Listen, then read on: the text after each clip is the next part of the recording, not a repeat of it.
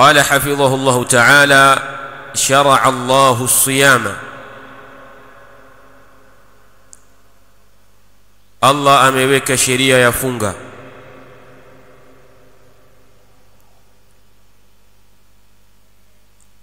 Shara'a Allahu as-siyama, Allah ameweka sheria ya funga.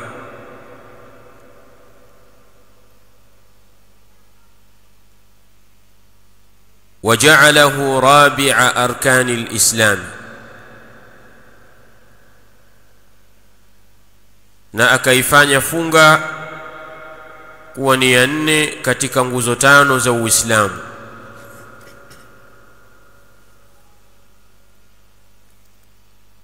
Waja'alahu rabi'a arkanil islami, na akaifanya funga kuwa ni ya 4 katika nguzo 5 za Uislamu. Na hili halina shaka kwetu sisi, kama ilivyokuja katika hadithi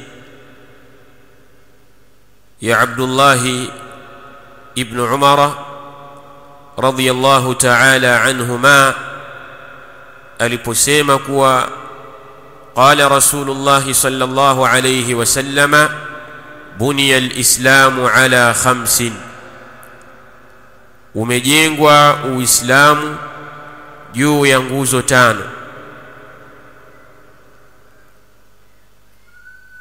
Wa min tilkumul arkan, na miongoni mwa hizo nguzo akataja Mtume sallallahu alayhi wasallam ruknu sawmi, nguzo ya funga. Wa huwa rabi'uha, nayo Mtume sallallahu alayhi wasallam akaitaja ni nguzo ya 4 katika nguzo 5 za Uislamu.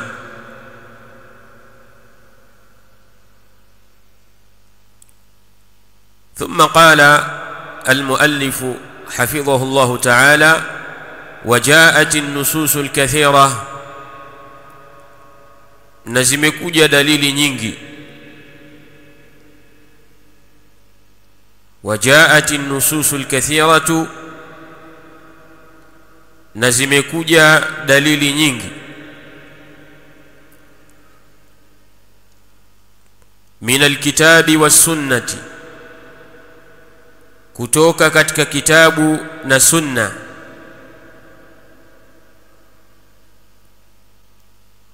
min alkitabi was-sunnati, kutoka katika kitabu na sunna.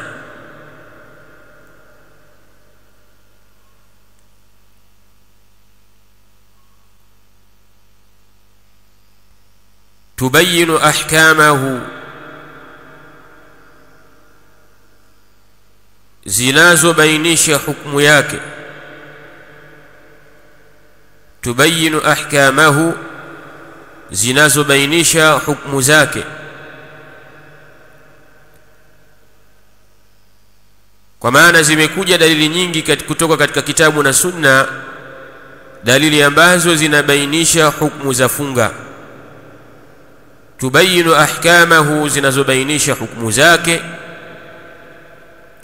watuwadhihu maalimahu, na zinaweka wazi ishara zake. watuwadhihu maalimahu, na zinaweka wazi ishara zake. Kwa maana ya kwamba zimekuja dalili nyingi kutoka katika kitabu na sunna, dalili ambazo zinaweka wazi hukumu za funga, na dalili ambazo zinaweka wazi ishara mbalimbali za funga. Qala bisuratin wadhihatin, kwa sura ya wazi.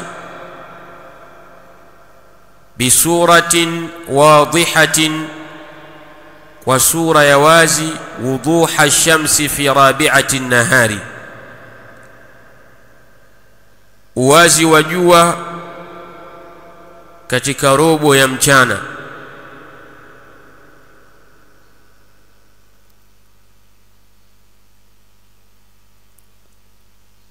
wuduha ash-shamsi fi rabi'ati an-nahari, uwazi wa jua katika robo ya mchana.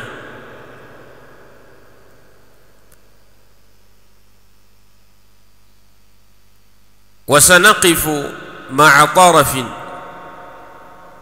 na tutasimama pamoja na sehemu ndogo. Wasanaqifu ma'a tarafin, na tutasimama pamoja na sehemu ndogo.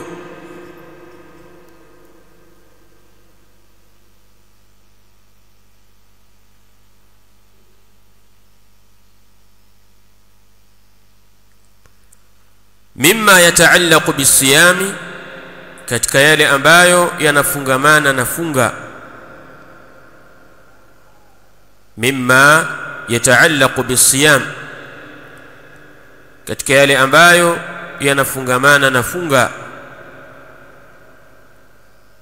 Fi hadhihi as-safahati at-taliya, katika hizi kurasa zifuatazo. Fi hadhihi as-safahati at-taliya, katika hizi kurasa zifuatazo. Narudia tena. Shara'a Allahu as-siyama, Allah ameweka sheria ya funga. Waja'alahu rabi'a arkani al-islam, na akaifanya funga kuwa ni ya 4 katika nguzo 5 za Uislamu. Wajaat an-nusus al-kathiratu, na zimekuja dalili nyingi. Min al-kitabi was-sunnati, kutoka katika kitabu na sunna. Tubayinu ahkamahu, zinazobainisha hukumu zake. Watuwadhihu maalimahu, na zinazoweka wazi ishara zake. Bisuratin wadhihatin, wa sura ya wazi. Wuduha ash-shamsi fi rabi'ati an-nahari, uwazi wa jua katika robo ya mchana. Wasanaqifu ma'a tarafin, na tutasimama pamoja na sehemu ndogo. Mimma yataallaqu bisiyam, miongoni mwa yale ambayo yanayofungamana na funga. Fi hadhihi as-safahati at-taliya, katika hizi kurasa zifuatazo. Kwa hivyo hapa al-muallif hafidhahu Allah ta'ala amekutangulizia ibarat ambazo zinaelezea kwa ishara ya mbali kile ambacho unakwenda kukisoma katika risala hii. Manake ndani ya risala hii tutajifunza hukumu mbalimbali za as-siyam, za funga, kama kilivyoitwa kitabu chenyewe kuwa ni Taisiru Ahkami Siyam, wepesi wa hukumu za funga. Kwa hivyo akakutangulizia mtunzi maneno ambayo yataiandaa akili yako katika kujifunza hukumu mbalimbali za funga. Thumma intaqala hafidhahu Allah ta'ala ila ta'rifi as-siyam, kisha akahama mtunzi wa kitabu hafidhahu Allah akahamia katika unwani nyingine inayosema ta'rifu as-siyami fi al-lugha, taarifu ya funga katika lugha. Maana ya funga katika lugha. Funga ina maana gani katika lugha ya Kiarabu? Qala hafidhahu Allah, as-sawmu fi al-lughati, funga katika lugha. As-sawmu fi al-lughati, funga katika lugha. Yutlaqu ala al-kaffi 'ani ash-shay'i, hutumika kwa maana ya kujizuia kunako kitu fulani. Yutlaqu ala al-kaffi 'ani ash-shay'i, hutumika kwa maana ya kujizuia kunako kitu fulani. Kwa hivyo Waarabu wakisema sama fulanun, maana yake kaffa 'ani ash-shay'i. Wakisema fulani amefunga, manake amejizuia kunako kitu fulani. Ndio maana ya funga kwa lugha ya Kiarabu. Maana yake as-sawmu fi al-lugha, funga katika lugha ya Kiarabu maana yake yutlaqu ala al-kaffi 'ani ash-shay'i, hutumika kwa maana ya kujizuia kutokana na kitu fulani. Lakini vile vile as-sawmu fi al-lugha maana yake anasema walimtina'u, na kujizuia. Al-imtina' ni kujizuia, walimtina'u na kujizuia, watarku na kuacha.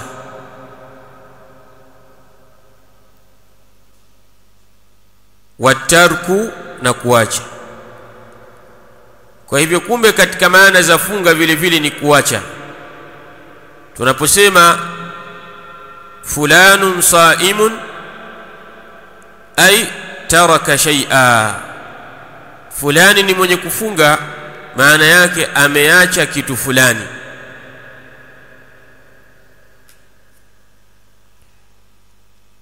Wa minhu qawluhu ta'ala, na katika maana hiyo kuna kauli yake Allah subhanahu wa ta'ala. Wa minhu, na katika maana hiyo qawluhu ta'ala, kuna kauli yake Allah subhanahu wa ta'ala hikayatan an Maryama, akisimulia kuhusiana na Maryam, mama yake Isa ibn Maryam.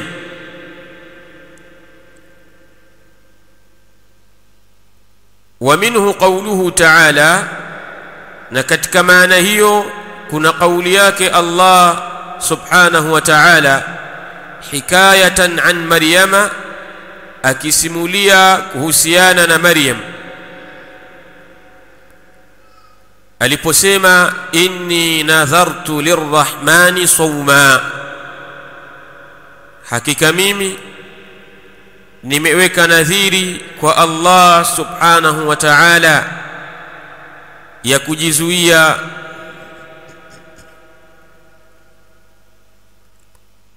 Inni nadhartu lirrahmani sawma, hakika mimi nimeweka nadhiri kwa Allah subhanahu wa ta'ala ya kujizuia. Falan ukallima al-yawma insiya, sitomzungumzisha leo hii mwanadamu yoyote. Inni nadhartu lirrahmani sawma, hakika mimi nimeweka nadhiri kwa Allah.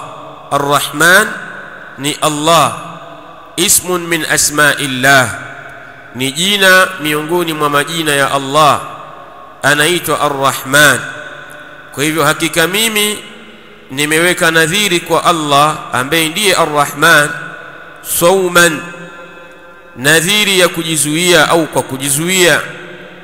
Falan ukallima al-yawma insiya, sitomzungumzisha leo hii mwanadamu yoyote. Tunaona hapa katika hii aya Maryam namna vile ambavyo alivyolitumia neno saum kwa kumaanisha kujizuia, al-kaffu 'ani shay, kujizuia kutokana na kitu fulani. tunaona yeye alijizuia kutokana na kuzungumza na mtu yoyote, akaitumia ibara sauma, akatumia maneno saum. Kwa hivyo kumbe neno saumu kilugha maana yake ni kujizuia kutokana na kitu fulani. Kwa hivyo ukisema swama fulanu, maana yake amsaka ani shay, amejizuia kunako kitu fulani.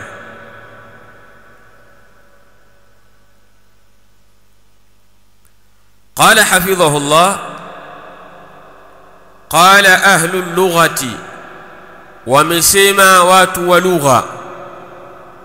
وكتاجوا أهل اللغة ونكسديوا العرب ولو أرابوا واتوا لغة فساها يكي أرابوا. قال أهل اللغة ومسيما واتوا لغة صام صوما وصياما. صام صوما وصياما أي معنى ياك أمسك عن الطعام والشراب والنكاح. وتولغة wanaposema neno sama au neno sauman au neno siyaman humaanisha amsaka ani at-ta'ami, amejizuia kutokana na chakula, washarabi na kinywaji, wanikahi na kitendo cha ndoa.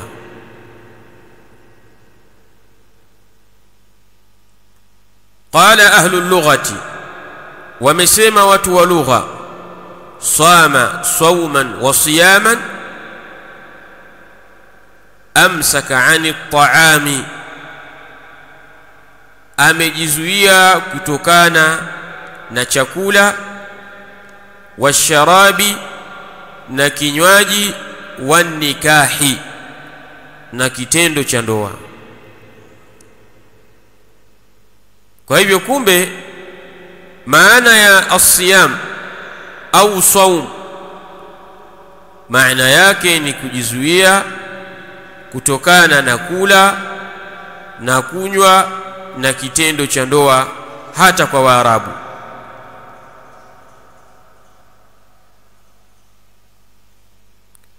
Wa minhu, na katika maana hiyo, qila lilfaras, pamesemwa kuambiwa farasi, saimun, ni mwenye kufunga. Waarabu wanasema alfarasu saimun, farasi ni mwenye kufunga, wakimaanisha liimsakihi anil alaf, kwa sababu ya kujizuia kwake kutokana na chakula. Farasi kikataa kula, Waarabu wanatumia ibara alfarasu saimun, farasi ni mwenye kujizuia, ay liimsakihi anil alaf, kwa sababu ya kujizuia kwake kutokana na chakula.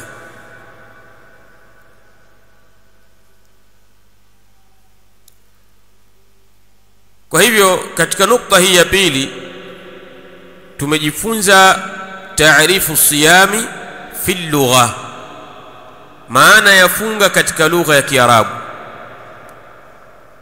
Amesema as-sawmu fi lughati, funga katika lugha ya Kiarabu maana yake yutlaqu ala al-kaffi ani shay'i, hutumika kwa maana ya kujizuia kutokana na kitu fulani, walimtina'u na kujizuia, watarku na kuacha.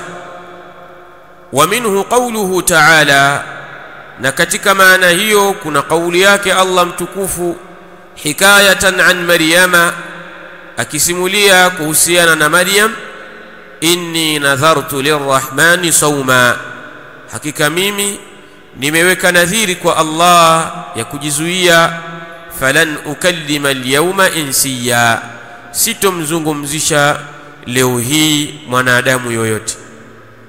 Qala ahlu lughati, wamesema watu wa lugha, sama sawman wa siyaman amsaka 'ani at-ta'am. Maana ya hayo maneno, amejizuia, amsaka 'ani at-ta'am, amejizuia kutokana na chakula, wa sharabi, na kinywaji, wa nikahi, na kitendo cha ndoa. Wa minhu, na katika maana hiyo, qila lilfaras, pamesemwa kuambiwa farasi, saimun, ni mwenye kufunga, liimsakihi 'anil 'alaf, kwa sababu ya kujizuia kwake kutokana na chakula. Kwa hivyo hiyo ni maana ya as-siyam fi lugha, funga katika lugha ya Kiarabu. Qala hafidhahullah, ta'rifu as-siyami fi al-istilahi, maana ya funga kwa makubaliano ya wanawachuoni. Ta'rifu as-siyami fi al-istilahi, maana ya funga kwa makubaliano ya wanawachuoni. Iliyotangulia ilikuwa maana ya funga kwa lugha ya Kiarabu. Sasa hii tunayoisoma hivi sasa ni maana ya funga kwa makubaliano ya wanawachuoni kwa mujibu wa sharia ya Kiislamu. Inapotajwa funga inamaanisha nini kwa mujibu wa sharia ya Kiislamu?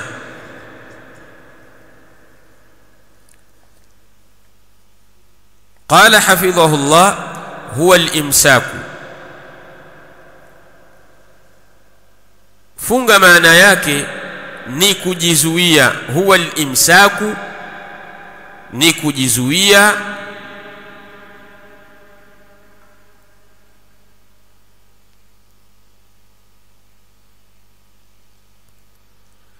biniyati at-ta'abbud lillahi, kwa nia ya kumwabudu Allah. Biniyati at-ta'abbud lillahi, kwa nia ya kumwabudu Allah.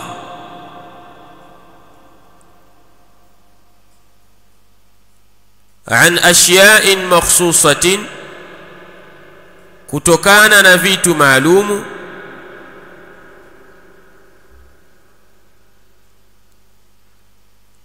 An ashya'in makhsusatin, kutokana na vitu maalumu.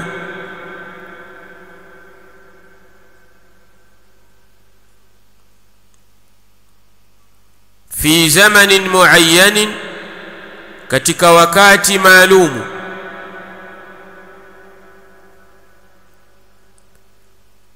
Fi zamanin muayyanin, katika wakati maalumu. Min shakhsin makhsusin, kwa mtu maalumu.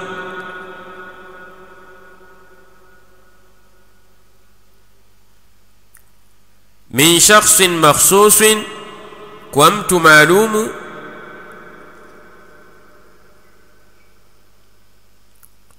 Bishurutin khassatin, wa masharti maalum.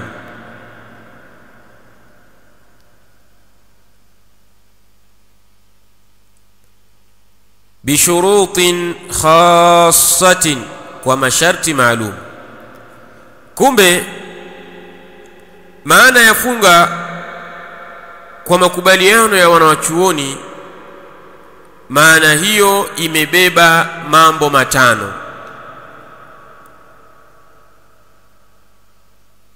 Maana ya funga kwa makubaliano ya wanawachuoni kwa mujibu wa sharia ya Kiislamu, maana hiyo imebeba mambo matano.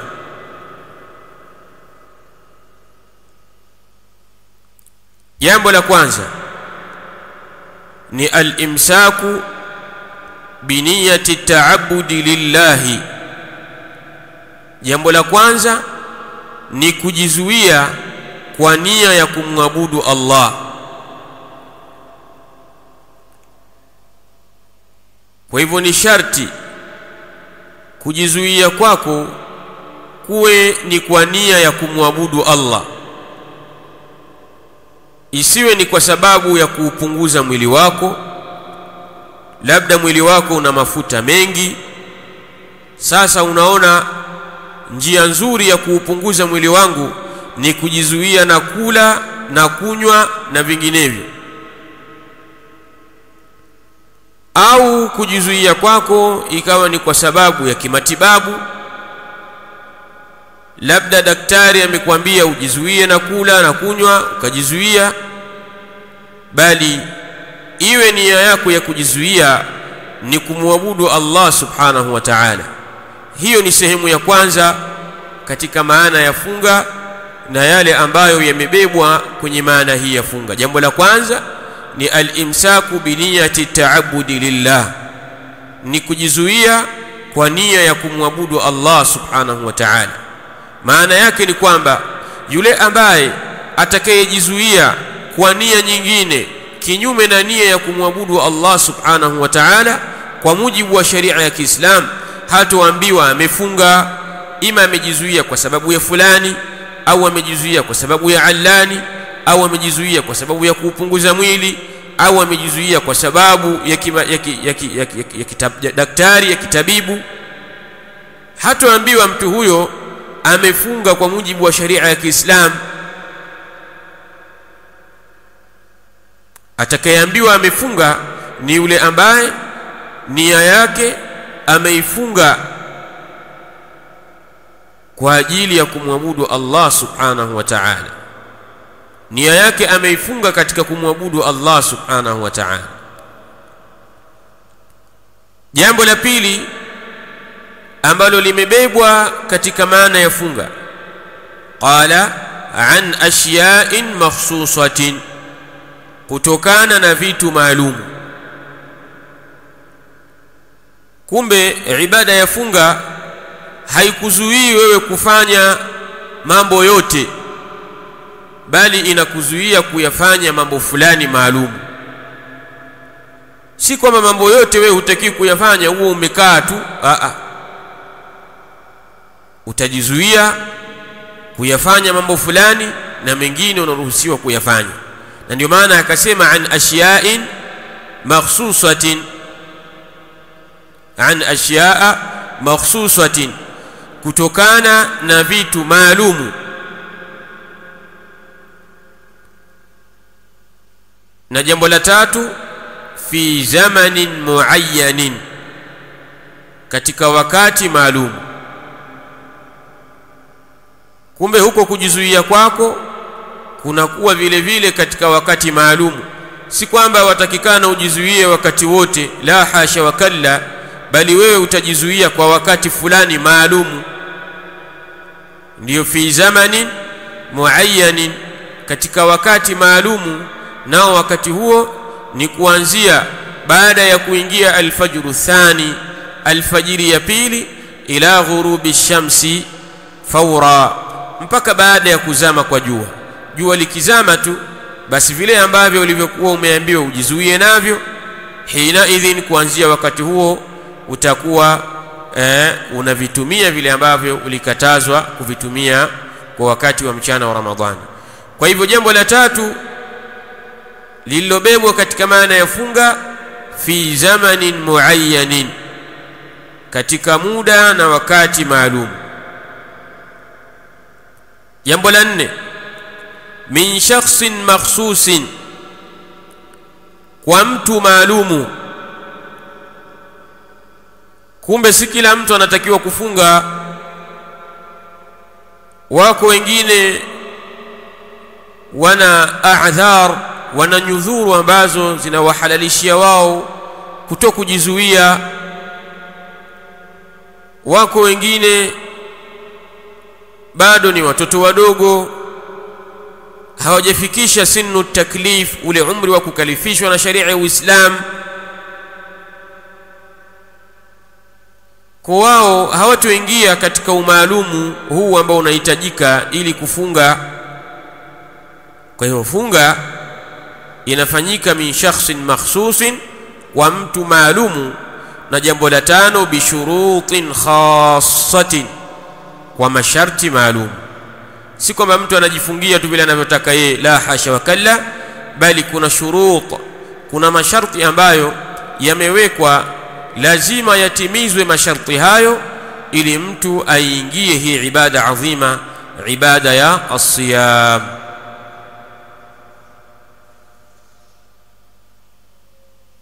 tumeelewana vizuri. قال حفظه الله: يدل على ذلك قوله تعالى، inajulisha juu ya maana hiyo kauli yake Allah subhanahu wa ta'ala. Maana tuliyoitaja hapo juu, ukitaka kujua ya kwamba wanawachuoni wameitoa wapi, wameitoa katika kauli yake Allah subhanahu wa ta'ala. Yadullu ala dhalika qawluhu ta'ala, inajulisha juu ya maana hiyo kauli yake Allah subhanahu wa ta'ala aliposema: wakulu washrabu hatta yatabayyana lakumul khaytul abyadu minal khaytil aswadi minal fajri thumma atimmu as-siyama ila al-layli. Pale Allah subhanahu wa ta'ala aliposema wakulu washrabu, na kuleni na kunyweni, hatta yatabayyana lakumul khaytul abyadu, mpaka utakapobainika kwenu nyinyi weupe wa mchana. Hatta yatabayyana lakumul khaytul abyadu, mpaka utakapobainika kwenu nyinyi weupe wa mchana. Minal khaytil aswadi, kutokana na weusi wa usiku. Minal fajri, katika wakati wa alfajiri. Minal fajri, katika wakati wa alfajiri. Thumma atimmu as-siyama ila al-layli, kisha kamilisheni funga mpaka katika wakati wa usiku.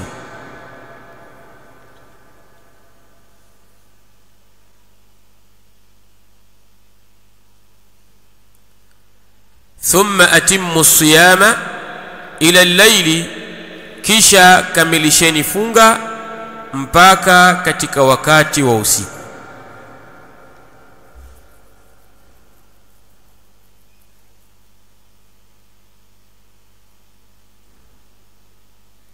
Aya hii imekuja kutuonyesha wazi maana ya funga kwa mujibu wa sharia ya Kiislamu. Allah subhanahu wa ta'ala amesema wakulu washrabu, na kuleni na kunyweni.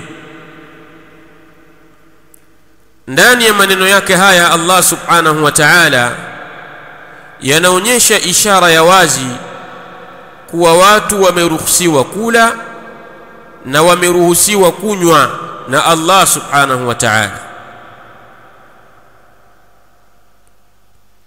Kisha Allah akasema hatta yatabayyana lakumul khaytul abyadu minal khaytil aswadi minal fajri.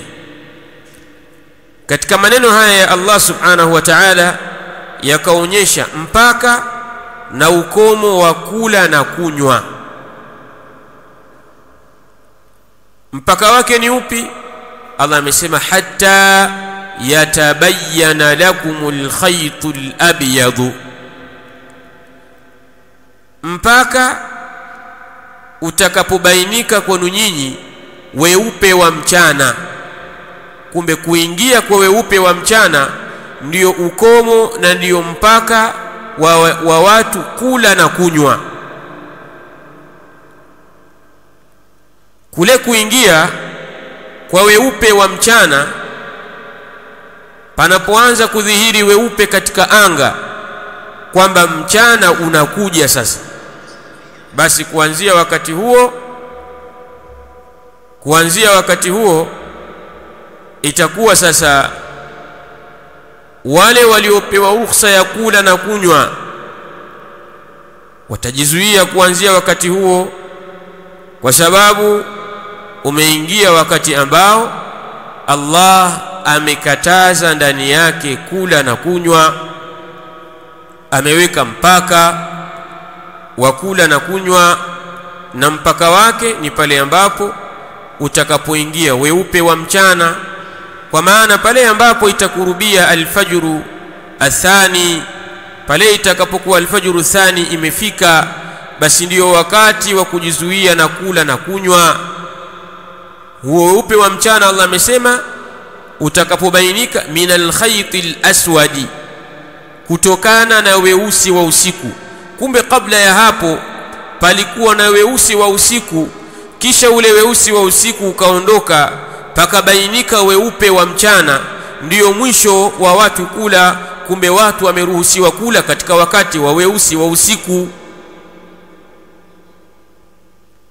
Kisha akasema Allah min alfajiri, katika wakati wa alfajiri. Huo weupe wa mchana unapatikana katika wakati wa alfajiri, min alfajiri, katika wakati wa alfajiri. Kisha akasema Allah thumma atimmu siyama ila al-layli, kisha kamilisheni kujizuia na huko kula na huko kunywa. Kamilisheni kujizuia na kula na kunywa ila al-layli, mpaka katika wakati wa ghurubu shamsi, wa kuzama kwa jua.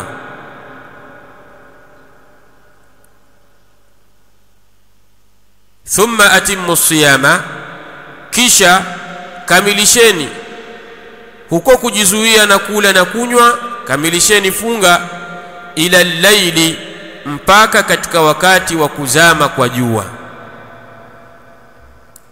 Kumbe pale tuliposema maana ya funga kwa makubaliano ya wanachuoni, waliposema huwa al-imsaku biniyati at-ta'abbudi lillah, ni kujizuia kwa nia ya kumwabudu Allah, ndiyo imeletwa katika maneno ya Allah thumma atimmu siyama ila al-layli, kwa sababu tumeshatangulia kutaja huko nyuma as-sawm maana yake ni al-imsak. Kwa hivyo tuliposema al-imsaku, kujizuia, ndio hii Allah amesema thumma atimmu siyama ila al-layli, kisha kamilisheni huko kujizuia na kula na kunywa na vinginevyo vyenye kufunguza mpaka wakati wa usiku.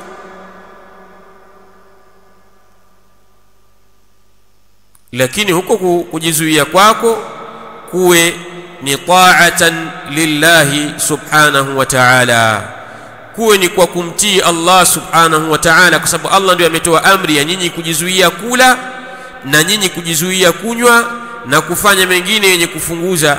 Kwa hivyo huko kujizuia kwako kuwe ni kwa ajili ya kumtii Allah, ndio huwa al-imsaku biniyati at-ta'abbudi lillah.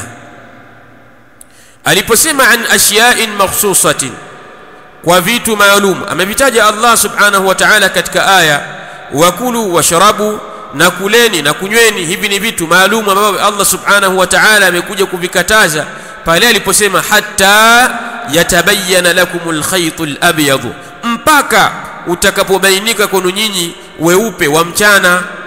Kwa hivyo hivi ni vitu maalum Allah amevikataza, na vinginevyo vilivyotajwa katika ahadith na katika ayati nyingine. Na pale aliposema fi zamanin muayyanin, amebainisha Allah subhanahu wa ta'ala katika aya hatta yatabayyana lakumul khaytul abyad min al-khaytil aswadi min al-fajri thumma atimmu siyama ila al-layl.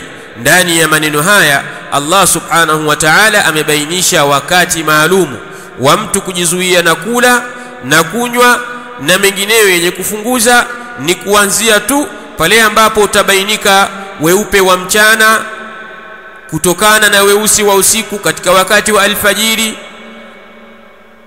na litaendelea jambo hilo la kujizuia mpaka pale utakapoingia wakati wa usiku baada ghurubi shams, baada ya kuzama kwa jua. Ndio maana pakatajwa katika taarifu huku maana ya funga fi zamanin muayyanin, katika muda maalumu.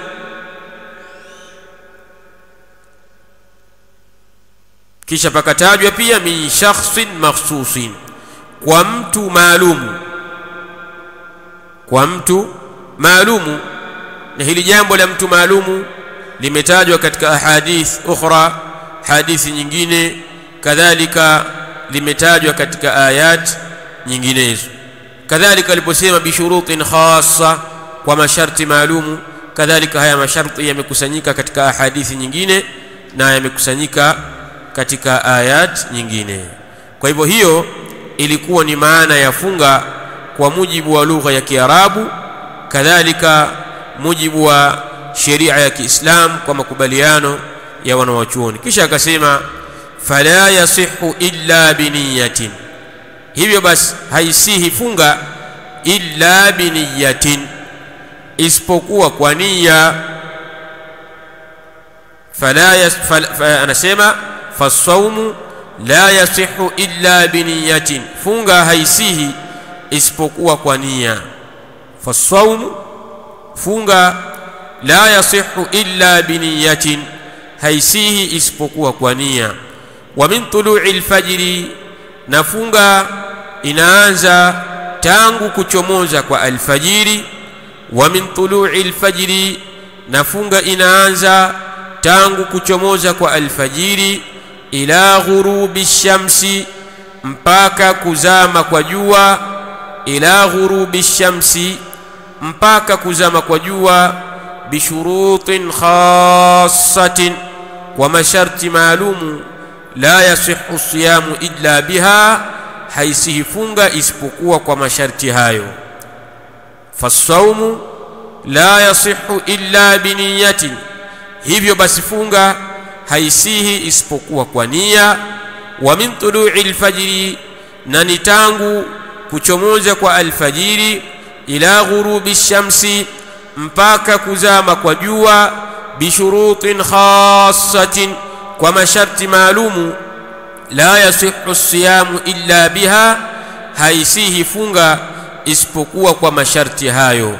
La yasihu siyamu illa biha, haisihi funga isipokuwa kwa masharti hayo. Nadhani tumeelewana vizuri. Kwa hivyo leo tumejifunza maana ya funga kwa mujibu wa lugha ya Kiarabu na kwa mujibu wa makubaliano ya ahlul ilmi, makubaliano ya wanawachuoni. Walillahi alhamdu, tumeweza kukimaliza kipengele hiki na tutatosheka na nukta hii. Wallahu tabaraka wa taala a'la wa a'lam. Wa sallallahu ala nabiyyina wa habibina Muhammadin wa ala alihi wa sahbihi wa sallam.